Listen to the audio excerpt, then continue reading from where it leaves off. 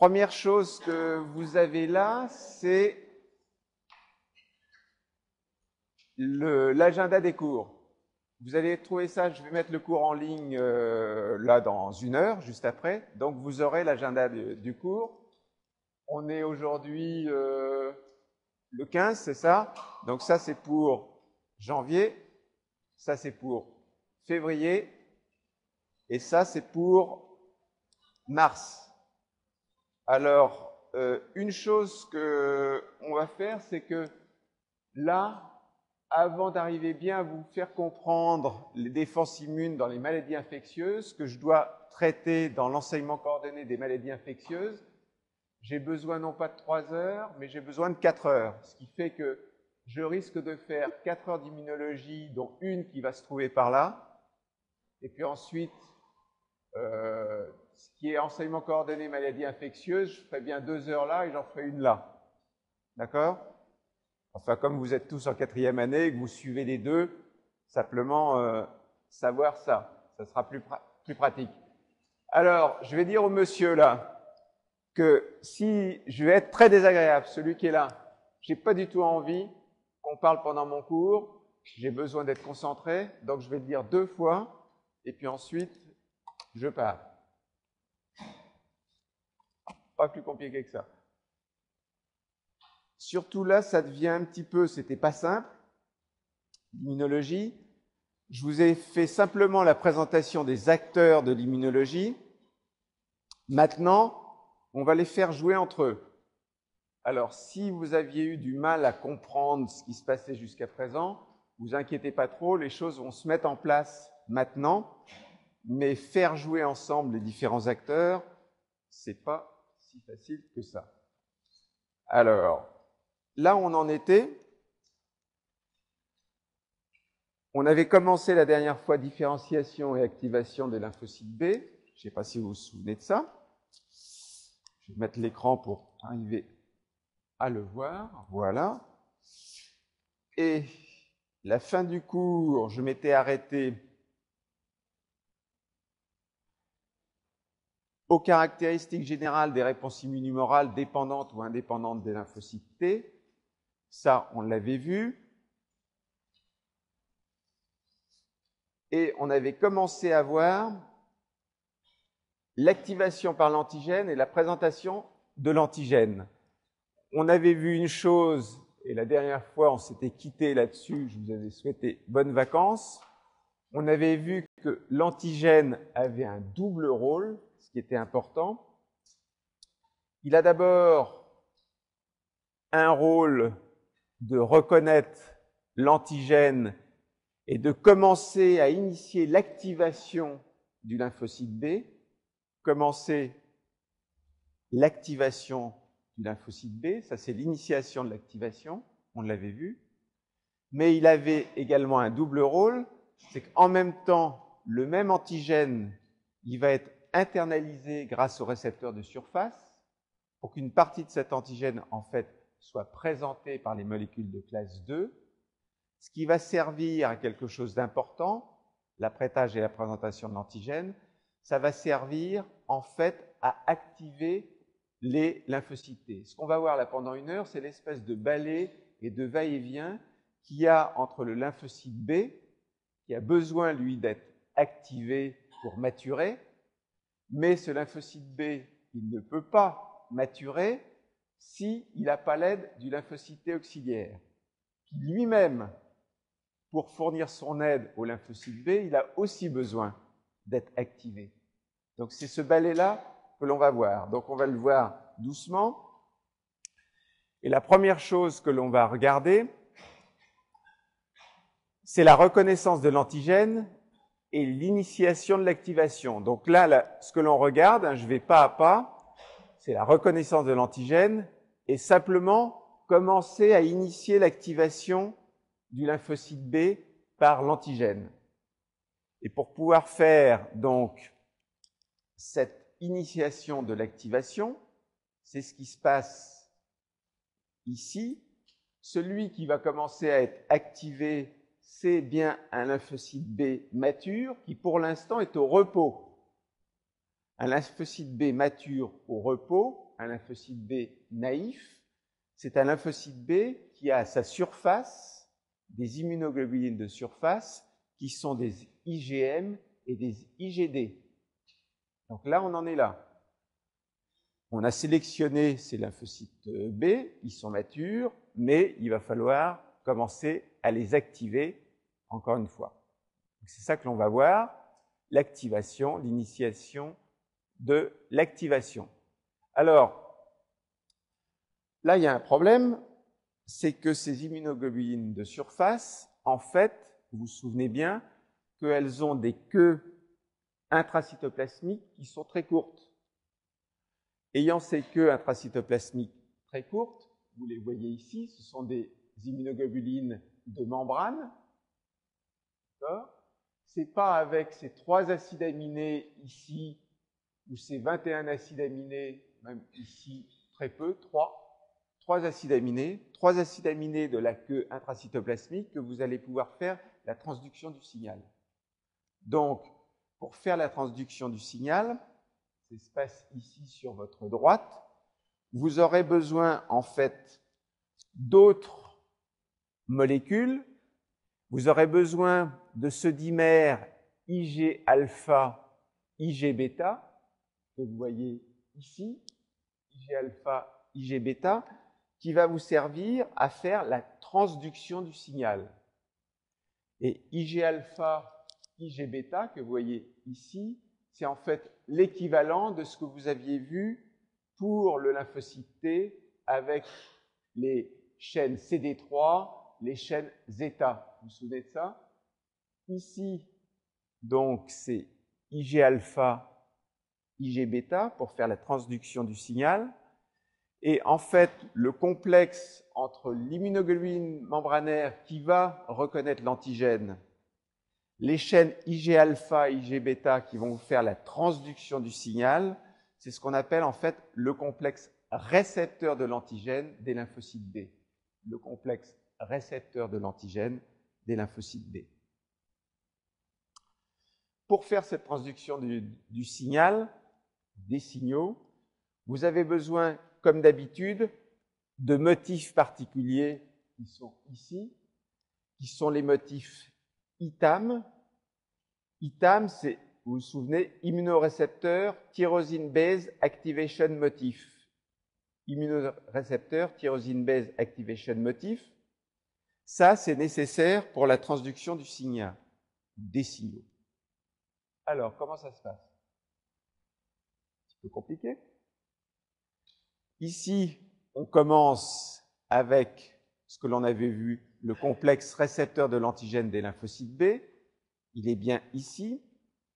Déjà, ce qu'il faut qu'il se passe à la surface, c'est qu'il faut qu'il y ait les immunoglobulines de surface qui se rapprochent les unes des autres pour qu'il y ait l'activation.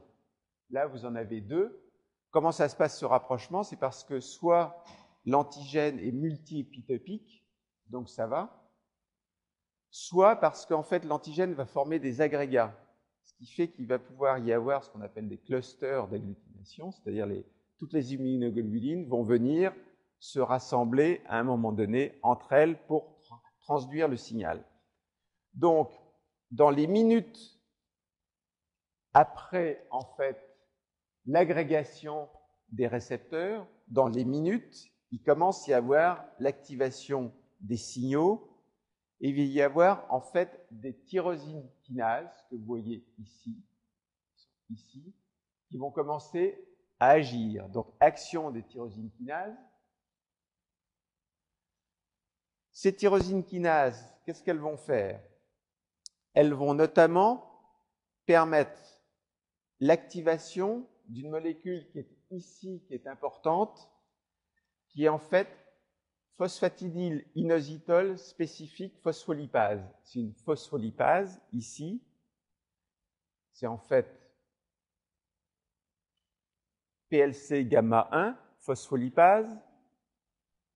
Phospholipase PLC gamma 1, qu'est-ce que ça va vous faire? Ça va vous faire que vous allez avoir cette substance PIP2. PIP2, qu'est-ce que c'est? Phosphatidyl inositol biphosphate. PIP2, et PIP2 va se transformer, va être dégradé en IP3, inositol triphosphate, IP3, et diacétylglycérol. Donc pour l'instant, qu'est-ce que l'on sait? C'est que ces motifs ITAM ont permis l'activation en fait de kinases. Ces kinases vont activer ici cette phospholipase qui va en fait transformer PIP2 en IP3 et DAG. Qu'est-ce qui se passe en fait? IP3, ça va mobiliser le calcium intracellulaire. Mobilisation du calcium intracellulaire. Okay. Le fait qu'il y ait une mobilisation du calcium intracellulaire, ça va permettre à une phosphokinase, à une protéine kinase extrêmement importante, qui est la PKC, protéine kinase C, de venir à la surface. Donc PKC vient à la surface grâce à la mobilisation du calcium intracellulaire. PKC vient ici. Venant à la surface, PKC va pouvoir bénéficier de l'action du DAG. D'accord? D'accord? Diacylglycérol, donc qui va agir sur PKC. PKC, c'est une protéine kinase extrêmement importante, qui, elle était venue à la surface, mais elle était inactivée. Elle va devenir activée. Ici. Devenant activée, et c'est ça qui est important, elle va contribuer à l'activation, en fait, d'un certain nombre de protéines ou de facteurs importants dans la cellule qui vont permettre l'activation cellulaire. Donc ici, une voie un petit peu complexe. Si je vous la donne, c'est parce qu'on en aura besoin à un moment donné, parce qu'il y a des médicaments qui agissent sur ces voies-là. Sans ça, on ne se donnerait pas le mal d'apprendre tout ça. Alors, en même temps, vous avez les ITAM qui agissent également sur une voie importante qui est la voie RAS. La voie RAS, ça active des MAP kinases et également, ça donne l'activation cellulaire. Bien. Là, vous avez à peine commencé à réveiller votre lymphocyte B. De toute façon, ce que vous savez maintenant, c'est que si vous n'avez pas deux signaux, de toute façon, le lymphocyte B, il ne va pas se réveiller.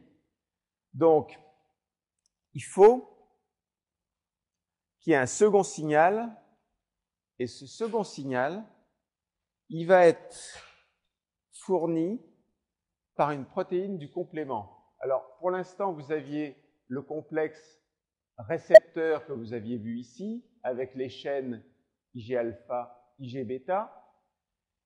Je vous dis qu'il y a eu une transduction du signal à l'intérieur, mais que ça ne suffit pas pour activer le B. Donc là, il faut que vous ayez un second signal, et ce second signal est fourni par les protéines du complément. Alors, ces protéines de complément, on les verra plus tard. Ces protéines de complément, c'est une série de protéines qui agissent en cascade et qui ont des actions extrêmement importantes, notamment pour servir à activer le lymphocyte B. Et ce qui active le lymphocyte B, c'est un produit de dégradation d'une protéine du complément qui est extrêmement importante, c'est celui-ci, c'est ce qu'on appelle C3D. C3D, c'est un produit de dégradation de la protéine C3 du complément. D'accord? Vous verrez comment ça se forme. Donc, à partir d'une des protéines du complément, ça donne C3D. Et C3D, en fait, C3D va s'attacher très souvent à un antigène microbien. Et vous avez à la fois l'antigène microbien qui va être reconnu ici par son épitope B, par l'immunoglobine de surface, et vous allez coller à l'antigène microbien cette protéine du complément C3D, qui, elle, cette protéine C3D, est reconnue par un récepteur, qui est le récepteur CR2. Le voilà, le récepteur CR2. Ce CR2 qui reconnaît C3D avec deux autres chaînes, CD19 que vous voyez ici, qui a des domaines qui ressemblent à celui des immunoglobulines, et également la chaîne CD81. Tout ça, CR2, CD19, CD81, ça vous fait en fait un complexe corécepteur qui va être activé en fait par C3D. Donc là, vous allez avoir en fait une activation qui va commencer à être correcte de votre cellule B.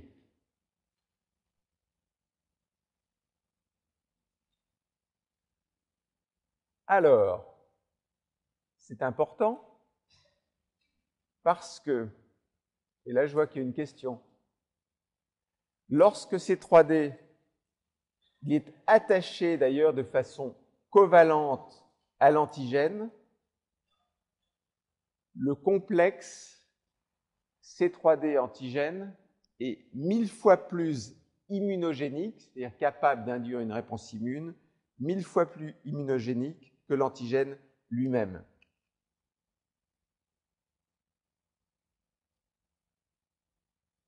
Bien. Alors, là, vous avez eu vos deux signaux, dont vous avez toujours besoin, vous vous souvenez. Donc, les seconds signaux pour le lymphocyte B, c'est la protéine du complément. Une fois que vous avez eu ces deux signaux, quelles sont les conséquences fonctionnelles? Vous savez que pour les T, vous aurez également besoin de deux signaux. Ça, vous l'avez déjà vu. On y reviendra plus tard. Quelles sont les conséquences fonctionnelles de l'activation des lymphocytes B par le complexe antigène-récepteur? Vous êtes donné le mal d'essayer de comprendre une voie de transduction qui était complexe. Je vous ai dit à la fin, ça va activer le B, mais quelles sont en fait les conséquences fonctionnelles? Alors, il était naïf, il est devenu un lymphocyte B activé, et ces voies de transduction, elles aboutissent à beaucoup de choses. D'abord, votre lymphocyte B, il entre dans le cycle cellulaire, mitose, il y a une augmentation de la taille des cellules, il y a une augmentation des organelles cytoplasmiques. Bien. Ensuite, il y a une augmentation de la survie parce qu'il y a une expression de protéines anti-apoptotiques. Donc, seconde conséquence. Troisième conséquence, vous allez avoir une augmentation de l'expression des molécules de CMH de classe 2 et des molécules de costimulation. Et dans l'ordre, c'est B7-2 puis B7-1. Bon. Donc ça va être bien parce que ça va permettre d'activer les lymphocytes T. On a également l'augmentation de l'expression des récepteurs pour les cytokines, que ce soit les récepteurs par exemple de l'IL2 ou les récepteurs de l'IL4. Donc beaucoup de conséquences. Bien. Là, le lymphocyte B, il est activé, mais il ne faut pas vous contenter de ça. Alors, on va voir maintenant autre chose. On va voir les réponses humorales à la plupart des antigènes, c'est-à-dire aux antigènes protéiques qui dépendent des lymphocytes T auxiliaires.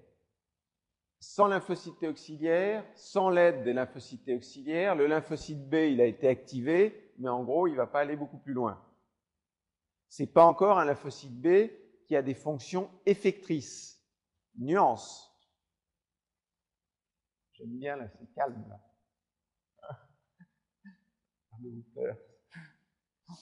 avez l'air de sourire. J'aime bien, moi, quand je vous fais sourire. Alors, réponse immunomorale Ce que je viens de vous dire, c'est que vous avez besoin des lymphocytes T auxiliaires. Et il va y avoir deux types de coopération. La première chose, c'est que vous allez avoir une collaboration, une coopération lymphocyte B, lymphocyte T. On a vu, encore une fois, que pour pouvoir aller un petit peu plus loin dans l'activation des lymphocytes B, j'ai besoin de l'aide des lymphocytes T. Sans l'aide des lymphocytes T, je ne pourrais pas être totalement activé pour me transformer en plasmocyte, par exemple, ou pour devenir un lymphocyte B mémoire. D'accord? Donc, là, j'ai commencé à travailler, très bien, mais je veux aller plus loin, et pour ça, j'ai besoin de l'aide du lymphocyte T. On est bien d'accord là-dessus? Bien. Alors, je sais que vous n'aimez pas trop les expériences, mais simplement pour s'apercevoir comment on s'est aperçu qu'on avait besoin vraiment de l'aide des lymphocytes T, ça s'est fait chez la souris. Alors ça, c'est très simple. Vous avez une souris que vous avez irradiée. Si vous l'avez irradiée, vous avez éliminé, vous avez tué toutes les cellules prolifératives, donc tous les lymphocytes. Donc celle-ci, elle n'a plus de lymphocytes. Et vous avez une souris syngénique. Et vous allez reconstituer le système immunitaire de celle-ci, qui n'en a plus, avec soit des cellules du thymus, a priori des T, soit des cellules de la moelle osseuse, a priori des B. Et ensuite, vous allez regarder quelle est la production d'anticorps dans la rate. Ben, vous voyez ici, quand vous avez les cellules T toutes seules, pas beaucoup d'anticorps, les cellules B toutes seules, pas beaucoup d'anticorps. Quand vous mettez les deux en même temps, beaucoup d'anticorps. Ça montre bien que vous avez besoin de l'aide des T. Alors,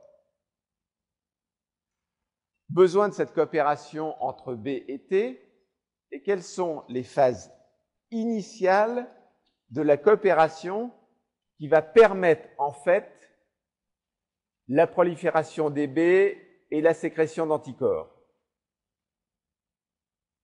Toujours la même chose, mais le T, pour donner l'aide au B, il faut lui-même qu'il soit réveillé. Vous êtes d'accord?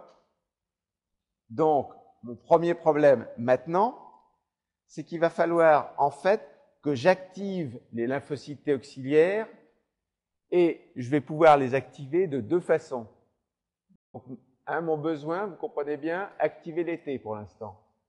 Si je ne suis pas capable d'activer les T, ils ne vont pas fournir leur aide aux B et je n'activerai jamais les B. Donc, besoin d'activer les T. Et comment je vais faire pour activer les T? J'ai deux moyens. Soit je vais utiliser les capacités d'un B de présenter l'antigène, ce qui va permettre d'activer le T. Soit je vais avoir besoin de cellules dendritiques qui vont activer le T, et une fois que le T sera activé, réveillé, il va aller activer le B. D'accord? Ça m'aide quand il y en a un qui me dit qu'il comprend, parce que sans ça, je me dis, ça y est, ils ne comprennent plus rien. Alors, ce qu'on regarde là, c'est l'activation du T par les cellules présentatrices d'antigènes. Et tout à l'heure, on regardera l'activation du T par les cellules B elles-mêmes. Donc là, on regarde l'activation des T par les cellules présentatrices d'antigènes. Alors, pour qu'elles s'activent, les T, ou qu'elles soient activées par les cellules présentatrices d'antigènes, il faut d'abord qu'elles se rencontrent. D'accord? Donc, comment vont-elles faire pour se rencontrer? La rencontre, vous le savez, elle se fait dans les ganglions. Vous avez toujours vu ça. Là, je montre une chose, je montre les zones qui sont importantes où vont se rencontrer ici, ça se trouve donc dans le paracortex, les cellules présentatrices d'antigènes avec les cellules T auxiliaires. La cellule présentatrice d'antigène, on le reverra ça, mais elle est venue de la périphérie où elle a reconnu l'antigène avec ses petites pattes elle est venue juste au niveau du ganglion. Au niveau du ganglion, dans le paracortex, elle rencontre les T. Là, ici, il va se transformer. Alors, un autre schéma que vous ne connaissez pas. Vous êtes dans le paracortex. Je viens de vous dire, voilà, les cellules dendritiques, elles vont activer les T. Donc voilà, présentation de l'antigène par les cellules présentatrices d'antigène, activation des cellules T. Les cellules T activées, elles vont migrer pour venir au bord du follicule, ici. Donc, elles migrent. De l'autre côté, il y avait le follicule primaire. Il y avait un lymphocyte B qui, lui, par son immunoglobuline de surface, a commencé à être activé, mais ça ne suffit pas, cette activation. Il faut que ce lymphocyte B, lui, il migre également au bord du follicule. Donc, il y en a un qui vient de la gauche, l'autre qui vient de la droite. D'accord? Et là, une fois qu'il y a eu cette migration, le lymphocyte T, lui, va commencer à pouvoir activer les cellules B, notamment en produisant des cytokines. En même temps, le B va activer le T. Ça marche dans les deux sens. Donc ici, qu'est-ce qui se passe? Activation des cellules B. Alors, pour qu'il y ait, on reprend parce que c'est important. Ici, la cellule dendritique, elle va activer la cellule T auxiliaire qui va migrer. Le B, il avait commencé à être un petit peu activé, mais pas suffisamment. Il va migrer aussi. Et le T, qui a été réveillé par la cellule dendritique, elle va pouvoir activer le B. Alors, vous avez là, ici, trois partenaires. On est d'accord? Vous avez besoin, pour que tout ça marche, vous avez besoin d'une cellule dendritique, vous avez besoin d'un lymphocyte T auxiliaire, et vous avez besoin d'un lymphocyte B. Quand est-ce que vous avez une coopération comme ça avec ces trois acteurs?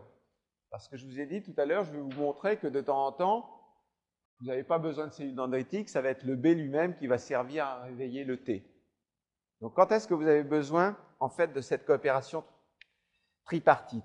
Ben, vous en avez besoin tout simplement lorsque vous n'avez pas beaucoup de B. Lorsque vous n'avez pas beaucoup de B, ce n'est pas les B qui vont pouvoir réveiller les T, donc vous avez besoin des cellules dendritiques. Vous en aurez également besoin lorsque les B sont peu capables de dégrader l'antigène. En fait, les B, ils sont moins efficaces que les cellules présentatrices d'antigènes pour présenter l'antigène, en particulier les antigènes bactériens. Parce que les B à l'intérieur, ils ont moins de lysosomes et ils ont moins d'enzymes qui permettent de dégrader les protéines. D'accord? Donc de temps en temps, tout de même, lorsque vous avez à faire le processing d'un antigène bactérien, le B, il y arrive plus ou moins bien, donc dans ces cas-là, vous aurez besoin des cellules dendritiques. Par contre, on ne peut pas tout avoir dans la vie, les cellules présentatrices d'antigènes, elles ont un avantage sur les B, c'est qu'elles nécessitent, pardon, les B encore, je viens de vous expliquer que les B, elles n'avaient pas beaucoup d'enzymes à l'intérieur pour dégrader. Par contre, les B, elles ont tout de même un récepteur de surface qui est très spécifique.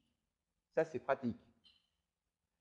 Les cellules présentatrices d'antigènes, elles ont beaucoup à l'intérieur de lysosomes pour dégrader. Il y a beaucoup d'enzymes qui vont permettre de dégrader, ça c'est pratique.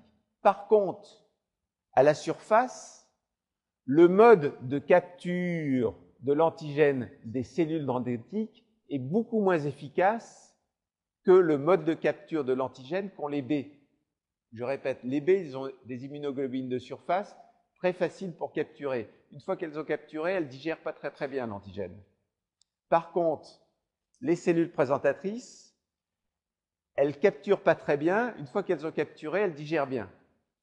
D'accord? Pourquoi elles ne capturent pas très bien? C'est parce qu'en fait, elles capturent par pinocytose, tout simplement, et que la dose d'antigène qui est nécessaire pour une cellule présentatrice pour, en fait, capturer l'antigène, elle est 10 000 fois à 1 million de fois supérieure à la dose qui est nécessaire pour le lymphocyte B. Ça se met en place, c'est clair? Donc là, vous avez besoin de beaucoup plus de doses pour avaler. Une fois que c'est avalé, ça va. Bien. Donc, vous voyez bien que dans un cas, vous aurez besoin d'avoir les cellules présentatrices parce que...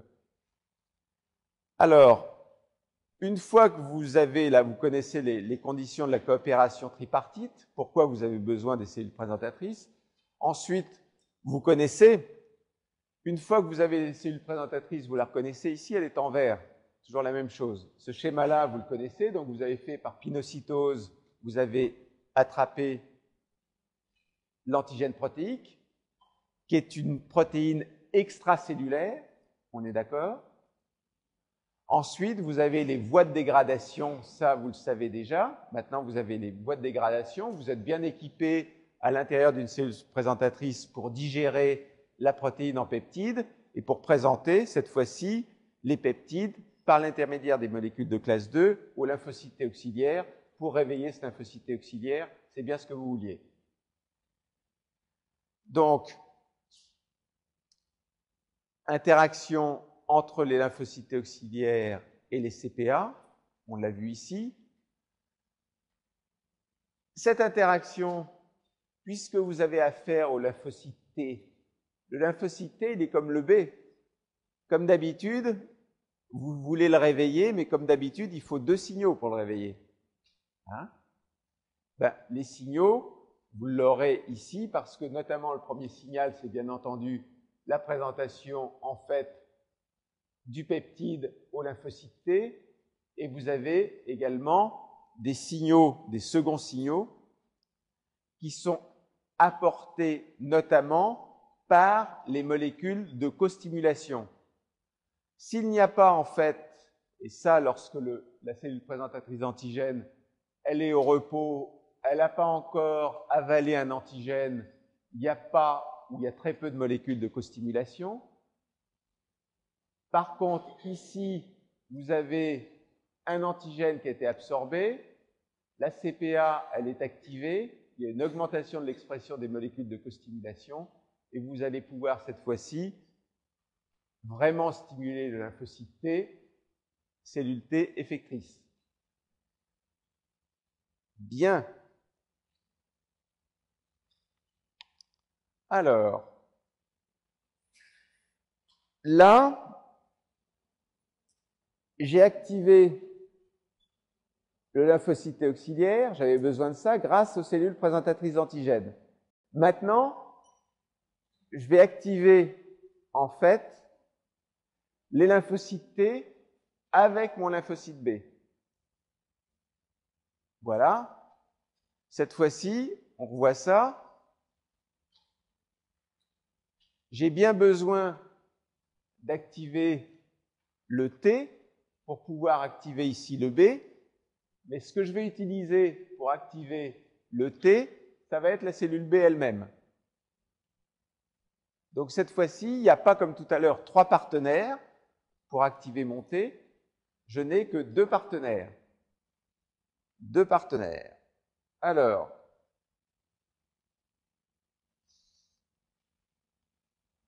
OK. 4, 2, 2. Alors, présentation, ça on l'a vu. Comment ça se passe? Comment ça se passe? Vous avez toujours ce lymphocyte T qui est ici, comme tout à l'heure. Vous avez le lymphocyte B qui est là. Tout à l'heure, vous aviez ici qui se baladait une cellule dendritique. Là, vous ne l'avez pas, votre cellule dendritique. Vous avez simplement le B qui est dans le follicule. Il a apprêté l'antigène. Regardez là, hop, il a apprêté l'antigène. Il vient au contact du T. Et là, qu'est-ce qui se passe? Il y a une présentation de l'antigène par les cellules B, présentant l'antigène aux cellules T. Il va activer le T. Une fois que le T sera activé, il va pouvoir activer le B. Donc, il y a vraiment une activation bidirectionnelle TB. Ça va? Hop, hop. Bien. Alors, tiens, on va voir. On me dit que ça marchait, les animations. On va voir si ça marche ou pas. Je pensais que j'en avais pas. Non, elle ne marche pas. Donc, il faut qu'on résolve ce problème technique. Hein, tu vois? Théoriquement, j'appuie sur au milieu et bon. Donc ça ne marche pas. T'inquiète. Alors, cette présentation, en fait, par lymphocyte B, cette présentation des protéines, c'est en fait la fameuse histoire du couple aptène-porteur. Vous vous souvenez de l'histoire du couple aptène-porteur? Vous vous souvenez, les aptènes, c'est des petites molécules qui sont reconnues, en fait, par le système immunitaire, mais pas capables d'activer le système immunitaire. Si cet aptène n'est pas couplé à un porteur, ça ne marche pas. Pourquoi? Vous retrouvez exactement ce que l'on a vu ici. On va agrandir ici. L'aptène, le voilà. C'est bien en fait la partie de l'antigène qui porte l'épitope T qui est reconnue ici à la surface. D'accord? Ce qui veut dire que c'est bien ce lymphocyte B qui ultimement sera activé et donnera des anticorps contre l'aptène. Mais si l'aptène n'est pas couplé à un porteur, c'est-à-dire à une assez grosse protéine qui, elle, va être processée pour activer les T, il n'y aura pas de réponse immune. Donc c'est ça la fameuse histoire aptène-porteur.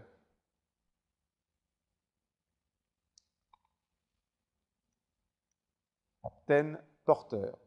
Alors, on avait vu tout à l'heure les conditions pour lesquelles vous avez besoin de 3 partenaires pour activer le lymphocyte T auxiliaire. Quelles sont les conditions de la présentation par le lymphocyte B? C'est le mode, en fait, de présentation et de coopération. Ça, c'est une question. Si je la vois, il y a un Q.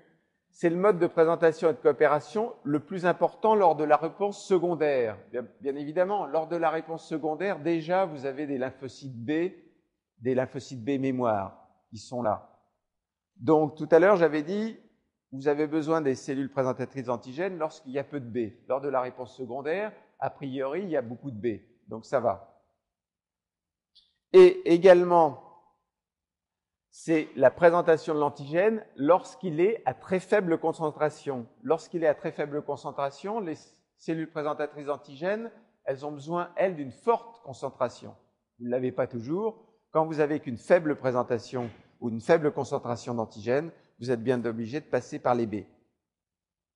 Alors, les caractéristiques de la présentation par les lymphocytes B, on a vu, première caractéristique, la capture, elle est très active grâce aux immunoglobulines de surface. Ensuite, et c'est sur ce schéma-là, donc capture extrêmement active grâce aux immunoglobulines de surface. Ensuite, présentation, en fait, de l'antigène par les molécules de classe 2. On le voit ici. Présentation de l'antigène par les molécules de classe 2. Et nécessité d'un second signal de costimulation avec les molécules B7-1, B7-2. Donc, ce qui se passe, capture ici très efficace. Ici, vous notez une chose qui n'était pas absolument évidente, parce que je me suis posé la question et j'ai été relire là-dessus. Pour être sûr, en fait, ce qui est capturé à l'intérieur du lymphocyte B, ce n'est pas uniquement l'antigène lui-même. Qu'est-ce que vous notez? Ce qui est bien capturé, c'est le complexe antigène-immunoglobulines de surface. On aurait pu imaginer donc, que c'était un autre processus. Ce qui est bien capturé, ce sont les deux. D'accord? Donc, capture des deux, expression du peptide par les molécules de classe 2, molécules de costimulation, et cette fois-ci, vous pouvez activer le lymphocyte T. Bien.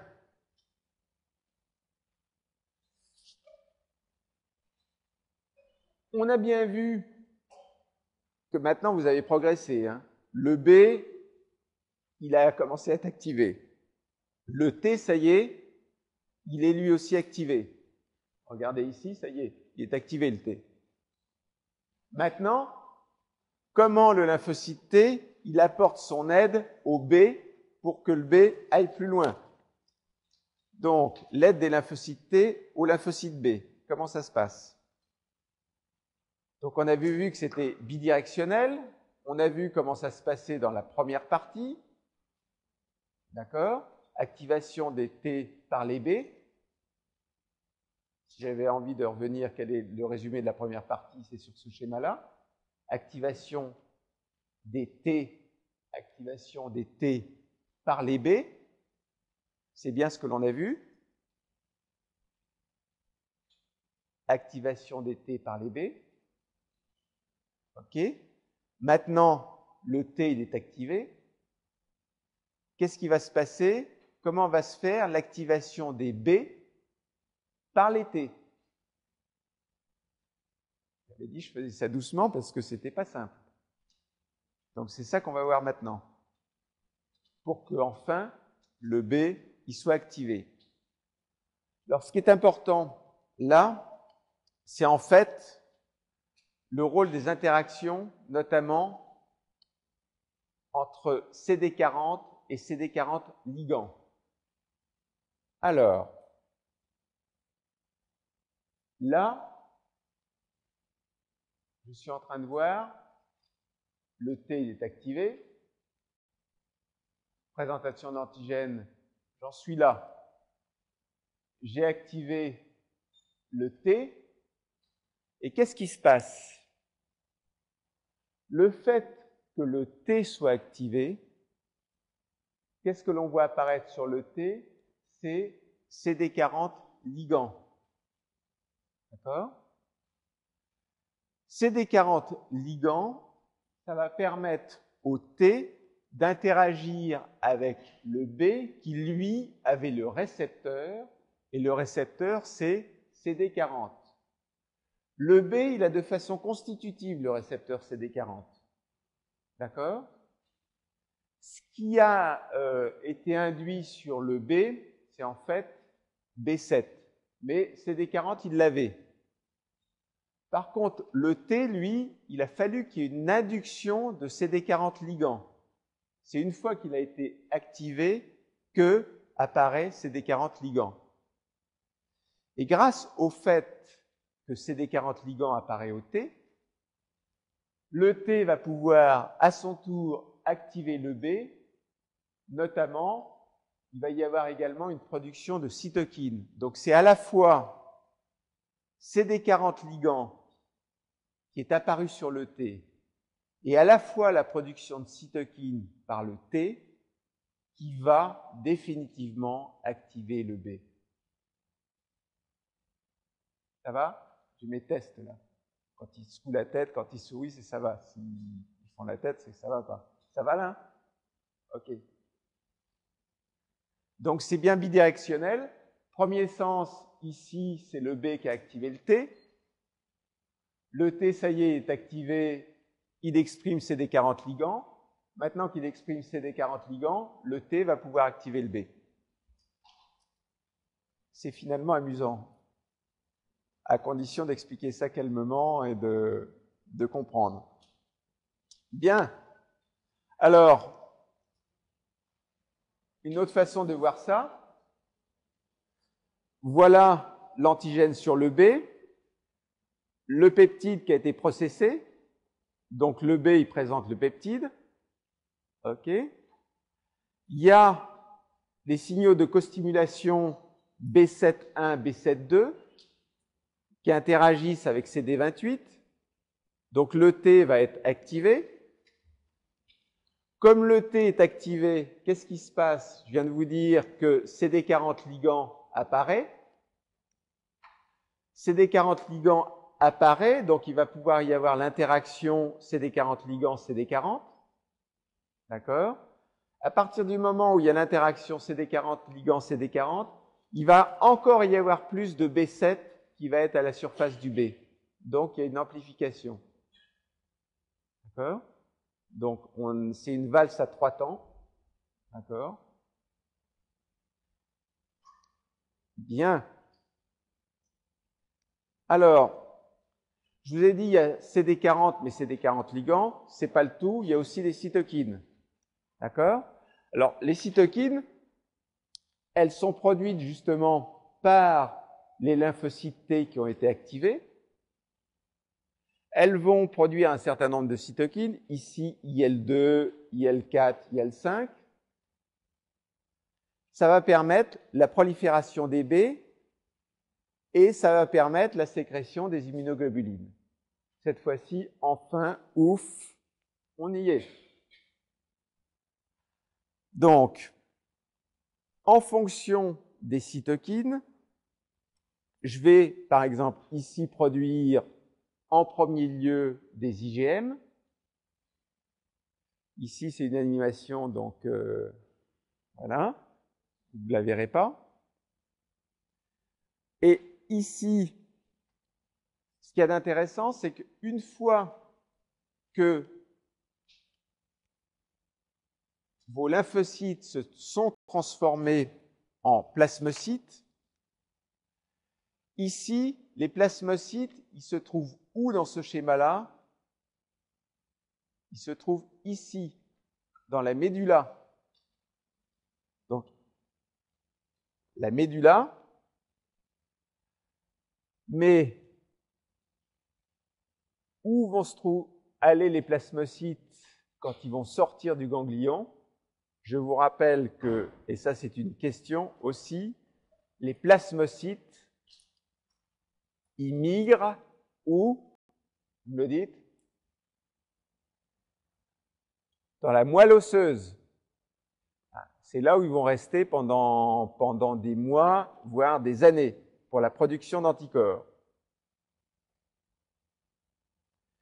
Lorsque, pour vous donner une idée du temps, lorsque vous immunisez avec un antigène, pour que vous retrouviez les plasmocytes dans la moelle osseuse, c'est 2 à 3 semaines. Tiens, ça c'est une question aussi.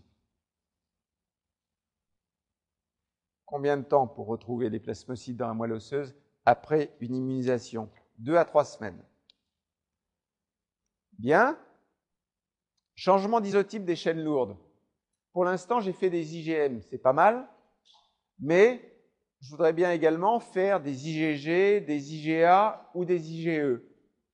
Alors, qu'est-ce qui fait que vous allez faire ce changement d'isotype? C'est le cocktail de cytokines produites par les lymphocytes T activés. Ça me sert bien d'avoir activé des lymphocytes T. Donc, c'est ici, toutes ces interactions, ces changements d'isotype, où se passe-t-il? Il se passe dans le lieu d'interaction des lymphocytes T auxiliaires et des lymphocytes B. Ça se passe toujours dans le ganglion. Je vous rappelle ce petit schéma-là, lieu d'interaction. Et là, vous avez bien vu que le lymphocyte T auxiliaire, une fois qu'il est activé, il produit des cytokines. Et en fonction des cytokines produites, ça donnera des isotypes variables. Si on regarde un petit peu plus près, dans le ganglion, le follicule primaire, à force qu'il y ait à l'intérieur du ganglion cette rencontre des lymphocytes T et des lymphocytes B, la multiplication des lymphocytes B, bah, tout de même, votre follicule primaire va se transformer en follicule secondaire, on le verra. Et à l'intérieur du follicule secondaire, il y a en fait des zones claires et il y a des zones sombres. Alors ça, on va le voir aussi ici.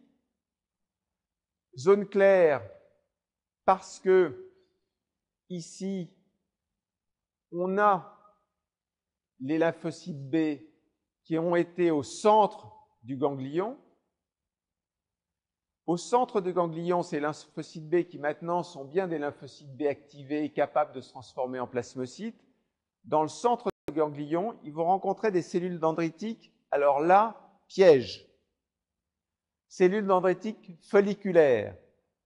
Ça n'a rien à voir avec les cellules dendritiques dont on a parlé jusqu'à présent, qui sont en périphérie. Ces cellules dendritiques folliculaires, en fait, d'abord, elles expriment très peu de molécules de classe 2 à leur surface, ce qui était le propre, en fait, des cellules dendritiques classiques, présentatrices d'antigènes. Elles ont beaucoup de récepteurs, récepteurs pour le fragment FC des immunoglobulines, récepteurs pour des protéines du complément. Retenez ça, CR1, CR2, CR3, ces trois récepteurs pour des protéines du complément qu'on retrouvera, c'est exprimé par ces cellules dendritiques tout à fait particulières. Donc là, ces cellules dendritiques, elles ont un rôle. Elles vont faciliter les lymphocytes qui sont venus, les lymphocytes B qui sont venus dans ces follicules, qui sont énormément multipliés, qui sont tellement multipliés qu'ils forment une espèce de zone sombre qui est en périphérie du follicule. Donc c'est la fameuse zone sombre.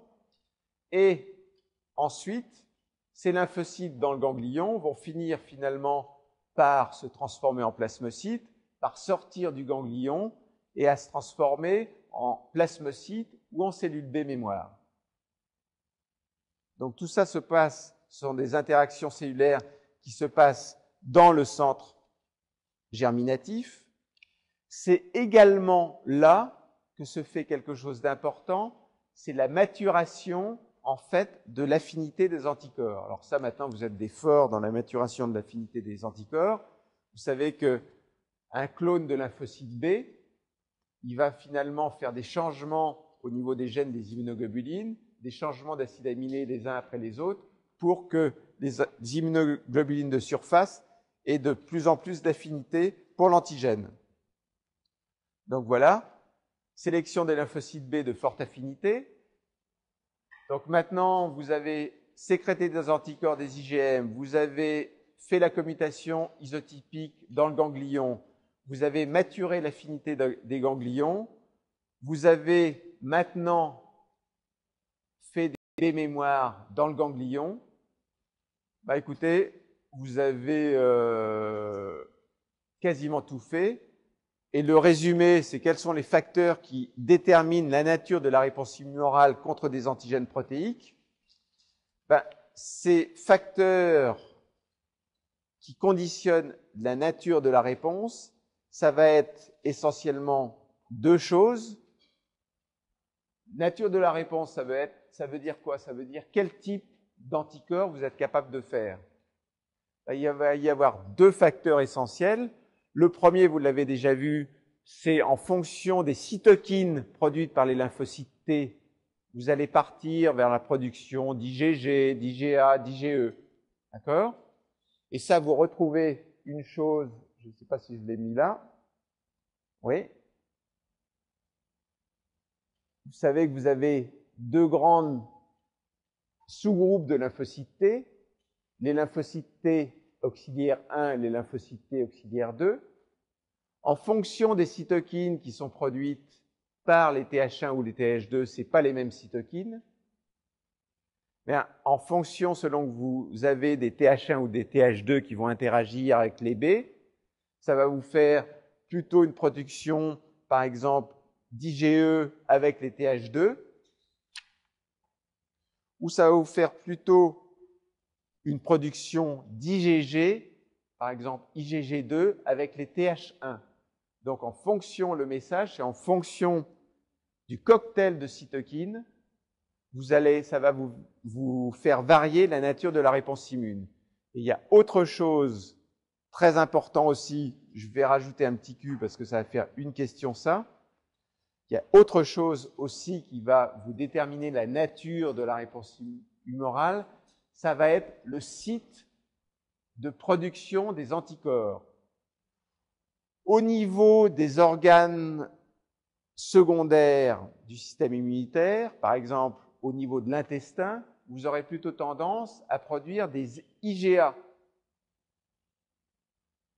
Au niveau des poumons, c'est pareil, c'est des IgA. Alors pourquoi je vous pose la question? Parce que sur le plan pratique, lorsque vous inhalez des antigènes ou lorsque vous les absorbez de façon orale, vous favorisez la présentation de l'antigène à partir des poumons ou à partir du tube digestif. Ça veut dire que ça va favoriser quoi? La production d'IgA. D'accord?